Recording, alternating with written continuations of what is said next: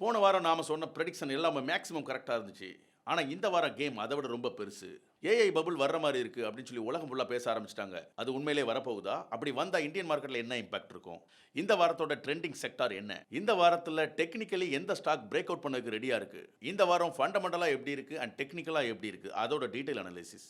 First ஒரு சின்ன flashback போயிட்டு வந்துடலாம். நம்ம சில்வர் வந்து அதை விட அதிகமாக மூவ் ஆகும் அப்படின்னு சொல்லியிருந்தோம். அதே மாதிரி நடந்திருக்கு எக்ஸாக்டாக. ஸோ நாம வீடியோவில் சொன்ன டைம்ல இருந்து கிட்டத்தட்ட 9% ஏற்றம் கண்டிருக்கு. ஸோ இது வந்து ஒரு கரெக்ஷன் பாயிண்ட் தான் நினைக்கிறேன். இந்த இடத்துல இருந்து ஒரு ரிவர்ஸ் ஆகிறதுக்கு வாய்ப்பு இருக்கு. ஆமாங்க, சில்வர் நாம சொன்ன மாதிரி 157 டச் பண்ணிட்டு அங்கிருந்து இப்போ 147 வந்தாச்சு. எஸ், போன வாரம் டாப் பெர்ஃபார்மன்ஸ் 3 செக்டார். அதுல 2 செக்டார் நாம சொன்னது. ஓகே, வாங்க வீடியோக்குள்ள போலாம். ஏஐ பபுள் உண்மையிலேயே வரப்போகுதா? அப்படி வந்தா இந்தியன் மார்க்கெட்ல என்ன ஒரு ஷேக் இருக்கும்? நாம எப்படி ப்ரிப்பேரா இருக்கணும் அப்படிங்கிறத பார்க்கலாம். அதுக்கு முன்னாடி ஏஐ பபுள்னா என்ன? அமெரிக்காவில் இருக்கிற ஏஐ டெக்னாலஜியை உருவாக்குற கம்பெனிஸ் எல்லாமே இன்னைக்கு ஓவர் வேலிடா இருக்கு அப்படின்ட்டு மார்க்கெட் நிபுணர்கள் சொல்றாங்க. ஸோ இந்த வேல்யூவேஷன் ரொம்ப நாள் தாங்காது, கிராஷ் ஆகிறதுக்கு வாய்ப்பு இருக்கு அப்படிங்கிறது தான் இந்த ஏஐ பபுள். ஸோ ஓவர் வேல்யூவா இருக்கிற ஒரு கம்பெனி கரெக்ஷன் ஆகிறது ஒரு சாதாரண விஷயம் தான். பட் கரெக்ஷன் ஆகுமா அப்படிங்கிறது வாய்ப்புகள் இப்போ ரொம்பவே கம்மி தான். காரணம் என்ன அப்படின்னு கேட்டிங்கன்னா, சாட் ஜிபிடியோட ஓன் கம்பெனி ஓப்பன் ஏஐ எங்களோட ப்ராஃபிட் வந்து 2029 தான் ஸ்டார்ட் ஆகும் அப்படின்ட்டு சொல்லியிருக்காங்க. இதே மாதிரி தான் எல்லா கம்பெனிக்கும். ஸோ 2029 ப்ராஃபிட் பண்ண போகிற ஒரு கம்பெனியை இன்றைக்கே நம்ம வேலிட் பண்ணுறதே தப்பு. ஸோ இருந்தாலும் நாம இன்வெஸ்ட்மெண்ட்டை சேஃபாக பண்ணணும் அப்படிங்கிறது தான் நிபுணர்களோட கருத்து. என்ன இருந்தாலும் அமெரிக்காவுக்கு இப்போ இருக்கிற ஒரு மிகப்பெரிய வருமானமே இந்த டெக்னாலஜி கம்பெனிஸ் தான். ஏற்கனவே அமெரிக்கா நிறைய பொருளாதார பிரச்சனைகளை சந்திச்சிட்டு இருக்கு. எப்போ வேணாலும் ரெசிஷன் வரலாம், அதாவது பொருளாதார மந்த நிலை எப்போ வேணாலும் வரலாம் அப்படிங்கிற ஒரு கண்டிஷனில் இருக்கு. ஸோ அமெரிக்கன் கவர்மெண்ட் இந்த டெக் கம்பெனிஸை லாஸுக்கு போக விட மாட்டாங்க.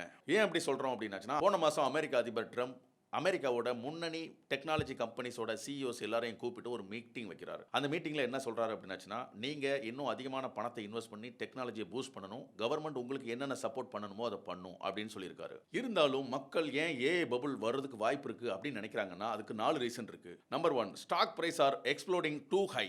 NVIDIA, AI chip companies, cloud companies, இந்த மாதிரி கம்பெனி அதோட ரெவன்யூவோட இதோட பிரைஸ் அதிகமாக ஏறிக்கிட்டே இருக்கு. Number 2, every one is investing in AI. நிறைய பேர் ஏஐனா என்ன, அதோட growth ரீசன்ட் டைம்ல எப்படி இருக்கும், லாங் டேர்ம்ல எப்படி இருக்கும் அப்படிங்கிறத அறியாமலேயே இன்வெஸ்ட் பண்றாங்க. Number 3, too many startups with low profit. 100க்கு மேலே ஏஐ ஸ்டார்ட் அப் கம்பெனிஸ் வந்துருச்சு. அவங்க ஃபண்டிங்கும் நிறையவே ரேஸ் பண்ணுறாங்க. ஆனால் ப்ராஃபிட் பண்ணுறது வெரி ஃபியூ கம்பெனிஸ் தான். இதுவும் ஒரு ஸ்மால் கேஸில் ஒரு பபுள் ரிஸ்க் தான். 4வது, அன்ரியலிஸ்டிக் எக்ஸ்பெக்டேஷன். அதாவது ஏஐ வந்துருச்சுன்னா நிறைய பேருக்கு ஜாப் போயிடும், இது வந்து அன்லிமிட்டட் ப்ராஃபிட் பண்ணும், எல்லா இண்டஸ்ட்ரியுமே ஆட்டோமேட்டிக்கு மாறிடும் அப்படின்னு சொல்லி ஒரு எக்ஸ்பெக்டேஷன் இருக்குது. அதுதான் ரீசன். ஓகே, அப்படியே ஏஐ பபுள் வந்தாலும் இந்தியன் மார்க்கெட்டில் அதோட இம்பாக்ட் எப்படி இருக்கும்? என்னோட கெஸ் ஒரு 2% தான் இருக்கும். அதாவது உங்களோட போர்ட்ஃபோலியோ ஒரு 2% டவுன் ஆகும், அவ்வளோதான். ஏன் அப்படின்னா நிஃப்டி 50ல ஐடி செக்டாரோட வெயிட்டேஜ் வெறும் 16%. இதே மிட் கேப் 150ல ஐடி செக்டாரோட வெயிட்டேஜ் வெறும் 6.5%. ஸ்மால் கேப் 250ல ஐடி செக்டாரோட வெயிட்டேஜ் வெறும் 4.6. ஸோ ஆவரேஜாக வெறும் 10% தான். ஒருவேளை அமெரிக்காவில் ஒரு பபுள் வந்துருச்சு, 20% கரெக்ஷன் ஆனால் கூட இந்தியன் மார்க்கெட்டில் அதோட வேல்யூ இம்பாக்ட் ஜஸ்ட் 2% தான் இருக்க போகுது. நான் சொல்கிறது overall Indian market, not ID.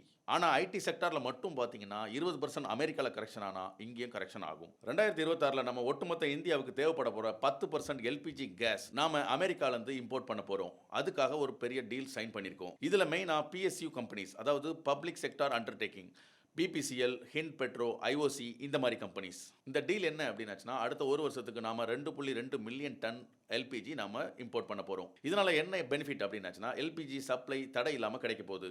விலையில பெரிய மாற்றங்கள் ஏற்பட போகிறது இல்லை. அதே மாதிரி ஈரான், ஈராக் இந்த கண்ட்ரீஸ்லேருந்து நாம வாங்கிட்டு இருக்கோம். ஸோ நாம டைவர்சிஃபையாக பண்ணுறோம். ஸோ சிலிண்டர் ஷார்ட்டேஜஸ் எதுவும் வரப்போகிறதில்ல. அதனால பார்த்தீங்கன்னா இன்னைக்கு BPCL, IOC and Hind Petro இது எல்லாமே 1% மேலே ஏற்றம் கண்டுட்டு இருக்கு. எஸ், இது ஒரு பாசிட்டிவான மூவ்மெண்ட். என்னடா இவ்வளோ பெரிய நியூஸுக்கு ஒரு சின்ன இம்பாக்ட் தானா அப்படின்னு கேட்டிங்கன்னா, ஆல்ரெடி லாஸ்ட் 3 வீக்ஸாக நம்ம ஆயில் அண்ட் கேஸஸ் செக்டார்ஸ் நல்லாவே மூவ் ஆகும்னு சொல்லியிருந்தோம். அதே மாதிரி மூவ் ஆகிட்டு இருக்கு. ஸோ இங்கேருந்து ஒரு பெரிய இம்பாக்ட் எதிர்பார்க்க முடியாது, சின்ன மூவ்மெண்ட் தான் இருக்கும். இது எல்லாமே லார்ஜ் கேப் கம்பெனிஸ். ஸோ 5% ஏறினாலே பெரிய விஷயம். அமெரிக்க அதிபர் டொனால்ட் ட்ரம்ப் ரஷ்யா கூட ட்ரேட் பண்ணுற எல்லா கண்ட்ரிக்கும் 500% பெனல்ட்டி போட போறேன் அப்படின்னு சொல்லியிருக்காரு. இதில் மெயினாக ஈரானை நம்ம சேர்க்கலாம் அப்படின்னு சொல்லியிருக்காரு. அவர் சொன்னது என்னவோ ஈரானை மிரட்டுற மாதிரி, ஆனால் இந்தியாவுக்கு அது ஒரு மிகப்பெரிய பாதிப்பாக தான் இருக்கும். ஆனால் ஈரானையும் அந்த லிஸ்ட்டில் சேர்க்க போறேன் அப்படிங்கிற மாதிரி சொல்லியிருந்தாரு. ஒருவேளை இந்த 500% டேக்ஸ் ரஷ்யா கூட டீல் பண்றவங்க மேல போடுறேன் அப்படின்னு சொன்னாங்கன்னா இந்தியாவுக்கு மிகப்பெரிய பாதிப்பு இருக்கும். இந்த 500% டாரிஃப் எதுக்காக சொல்றாரு அப்படின்னாச்சுன்னா, ஒருவேளை ரஷ்யாவோட பெட்ரோல் ஏற்றுமதியை நம்ம தடை பண்ணிட்டோம் அப்படின்னாச்சுன்னா அவங்களுக்கு ரெவன்யூ கம்மி ஆயிடும். அதனால அவங்க உக்ரைன் கூட சண்டை போடுறதை நிறுத்திடுவாங்க அப்படிங்கிற ஒரு நோக்கத்தில் தான் லாஸ்ட் 2 மந்த்தா இந்திய அரசாங்க கம்பெனிஸான ஐஓசி, பிபிசிஎல், ஹிண்ட் பெட்ரோ இந்த மாதிரி கம்பெனிஸ் எல்லாமே அமெரிக்கா கிட்ட கச்சா எண்ணெய் வாங்குறத ரொம்பவே குறைச்சிட்டாங்க. ஆனால் பிரைவேட் கம்பெனிஸான ரிலையன்ஸ் இண்டஸ்ட்ரீஸ், நயாரா எனர்ஜிஸ் இந்த கம்பெனிஸ் எல்லாமே அதிகரிச்சிருக்காங்க. செப்டம்பரில் இந்தியா ரஷ்யா கிட்ட வாங்கின கச்சா எண்ணெயில் 66% பிரைவேட் கம்பெனிஸ் தான். என்னதான் டேரிஃப் தடைகள் எல்லாமே போட்டாலும் நாம ரஷ்யாவிலேருந்து எண்ணெய் வாங்குறத சடனாக குறைச்சிட முடியாது. ஒருவேளை இந்த புதிய பில்லை பாஸ் பண்ணிட்டாங்க அப்படின்னாச்சுன்னா இந்தியா ரஷ்யாவிலேருந்து க்ரூட் வாங்குறது ஒரு சிக்கலாக மாறலாம். அதனால இந்தியாவுக்கு இம்போர்ட் காஸ்ட்டும் அதிகமாகலாம். உலக அளவில் கூட கச்சா எண்ணெயோட விலை அதிகரிக்க வாய்ப்பு இருக்கு. இது இந்தியாவுக்கும் யூஎஸ்க்கும் ஒரு டென்ஷனை கூட உருவாக்கலாம். ஸோ நம்ம ஆயில் அண்ட் கேஸஸ் செக்டாரில் கன்சிடர் பண்ணலாம், ஆனால் பல்காக பண்ணிடக்கூடாது. இந்த வாரம் ஃபண்டமெண்டலாக எப்படி இருக்கும், டெக்னிக்கலாக எப்படி இருக்கும் அப்படிங்கிறத பார்த்துட்டு இந்த வாரத்துக்கான ஒரு சூப்பர் செக்டாரை செலக்ட் பண்ணுறோம். அதுக்கப்புறம் தங்கமான ஒரு ஸ்டாக் சொல்கிறேன், அதையும் நோட் பண்ணிக்கோங்க. ஸோ குளோபல் நியூஸ் பார்த்தீங்கன்னா IT bubble tension, shut down clear ஆயிருக்கு அண்ட் 10% எல்பிஜி இம்போர்ட் டீல் ஆயிருக்கு. இந்த மாதிரி எல்லாம் மிக்ஸ்டாக இருக்குது. இதுக்கு ஜஸ்ட் ஒரு 3 மார்க் தான் நான் கொடுக்குறேன். எஸ்ஜிஎக்ஸ் நிஃப்டி 30 பாயிண்ட் ப்ளஸில் ஓப்பன் ஆச்சு. மார்க்கெட் இப்போ 68 பாயிண்ட் ப்ளஸில் இருக்குது. இதுவும் குட். நான் 10 மார்க்ஸ் போட்டுக்கிறேன். Tariff war tension as of now இதுவரை எதுவும் டீல் இல்லை, அதனால் எந்த பிரச்சனையும் இல்லை. ஸோ அதுக்கு 10 மார்க் போட்டுறேன். War tension, Russia Ukraine war, Hamas Israel war இந்த மாதிரி எதுவுமே இல்லை, இப்போ 0. ஸோ 10 மார்க்ஸ் போட்டுறேன். ஸோ டாலருக்கு நிகரான இந்திய ரூபாயின் மதிப்பு ஏறவும் இல்லை இறங்கவும் இல்லை, அப்படியே இருக்குது. ஸோ நான் அதுக்கு ஒரு சின்ன டென்ஷன் இருக்கிறதுனால ஒரு 5 மார்க் மட்டும் போட்டுக்கிறேன். ஸோ எஃப்ஐஐ லாஸ்ட் வீக் ஃபுல்லாகவே செல் பண்ணிட்டு இருக்காங்க. ஸோ ஹெவியாக இல்லைனாலும் கம்மியாக இருக்குது. பட் நான் 2 மார்க் தான் கொடுக்குறேன். கமாடிட்டி கோல்டு ப்ரைஸ் வந்து இறங்குற மாதிரி இருக்குது அண்ட் குரூட் ஆயில் இறங்கிடுச்சு. இறங்குனதுனால பெயிண்ட்ஸ் எல்லாமே ஏறி இருக்குது. இன்றைக்கி பார்த்தீங்கன்னா லாஸ்ட் 1 வீக்கில் இண்டிகோ பெயிண்ட்ஸ் 30% ஏறி இருக்குது, ஏசியன் பெயிண்ட் 10% ஏறி இருக்குது. இது காரணம் குரூட் ஆயில் ப்ரைஸ் டவுன் ஆனது தான். கியூட்டி ரிசல்ட் நல்லாவே வந்துட்டு இருக்கு, அதுக்கு நான் 10 மார்க் போட்டுறேன். ஸோ ஆர்பிஐ தரப்பில் எந்த ஒரு டென்ஷனும் இல்லை, 10 மார்க்ஸ். செக்டார் பார்த்தீங்கன்னா ஐடியில் ஒரு பெரிய அடி விழுந்த மாதிரி இருக்குது. ஸோ அதனால் அதுக்கு 0 தான். ஸோ டோட்டலாக பார்த்தீங்கன்னா 70 மார்க்ஸ். ஓகே, ஃபண்டமெண்டல் ஸ்கோர் 70, அதாவது 50க்கு மேலே இருக்கும்போது நல்லா இருக்குன்னு அர்த்தம். பட் இது ரொம்பவே நல்லா இல்லை. Okay, good. So international market எப்படி இருக்குன்னு பார்க்கலாம். இந்தியன் மார்க்கெட் க்ளோஸ் ஆனதுக்கு அப்புறம் ஃபர்ஸ்ட் இன்டர்நேஷனல் மார்க்கெட் நாஸ்டாக் இன்னைக்கு ரெட்டில் தான் இருக்குது and Dow Jones also red. And gold பார்த்தீங்கன்னா நாம் இந்த இடத்துல ரெசிஸ்டன்ஸ் சொல்லியிருந்தோம், அங்கேருந்து அழகாக ரிவர்ஸ் ஆகி வந்துட்டுருக்கு. அடுத்த சப்போர்ட் இந்த இடம் தான். ஸோ இன்னும் கொஞ்சம் டவுன் ஆகிறதுக்கே வாய்ப்பு இருக்குது. ஸோ கோல்டு பீஸை பொறுத்த வரைக்கும் இந்த இடத்துல சப்போர்ட்டு, அதாவது 99ல் ஒரு சப்போர்ட் இருக்குது. அதுக்கு அடுத்தது பார்த்திங்கன்னா இந்த இடத்துல 95, 99 அண்ட் 95ல் சப்போர்ட் இருக்குது. அண்ட் சில்வர் பார்த்திங்கன்னா சில்வர் இந்த இடத்துல ஒரு பை அப்பர் கட் அடிக்கிற மாதிரி இருந்துச்சு, அதாவது பிரேக் அவுட் ஆகிற மாதிரி இருந்துச்சு. பட் அங்கேருந்து சின்ன ஒரு சர்க்கிள், பிகாஸ் கோல்டு விழும்போது இதுவும் கூட சேர்ந்து விழுந்து தான் ஆகணும். சில்வருக்கும் இந்த இடத்துல நல்ல சப்போர்ட் இருக்குது, அதாவது இன்னும் ஒரு 2% டவுனில் ஒரு நல்ல சப்போர்ட் இருக்குது. அண்ட் டாலருக்கு நிகரான இந்திய ரூபாயின் மதிப்பு தொடர்ந்து அதே இடத்துல தான் இருக்குது. இது 3rd வீக்கு ஒரே இடத்துல தான் இருக்குது, எந்த ஒரு மூமெண்ட்டும் இல்லை.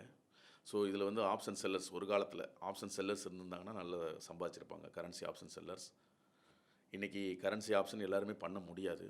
நிஃப்டி பார்த்திங்கன்னா நாம் புதிய உச்சத்தை தொடர்றதுக்கு அதிக வாய்ப்பு இருக்குது அப்படின்னு சொல்லிட்டே இருந்தோம். பிகாஸ் பீகார் எலெக்ஷன் முடிஞ்சிச்சுன்னா அதில் ஒரு நல்ல ரேலி இருக்கும் அப்படின்னு சொல்லியிருந்தோம். பீகார் எலெக்ஷன் ரிசல்ட் வந்தது வெள்ளிக்கிழமை. அன்றைக்கி காலையில் பார்த்தீங்கன்னா ஐடியால் 100 பாயிண்ட் டவுனில் இருந்துச்சு, அங்கேருந்து கொஞ்சம் ரெக்கவர் ஆகி 130 பாயிண்ட் மேலே தான் முடிச்சிருந்தாங்க. அகைன் நேர்த்துமே 100 பாயிண்ட் ப்ளஸ் ஆகிடுச்சு. ஸோ கிட்டத்தட்ட 200 to 400 பாயிண்ட் நம்ம ஏறும் அப்படின்னு சொல்லியிருந்தோம்.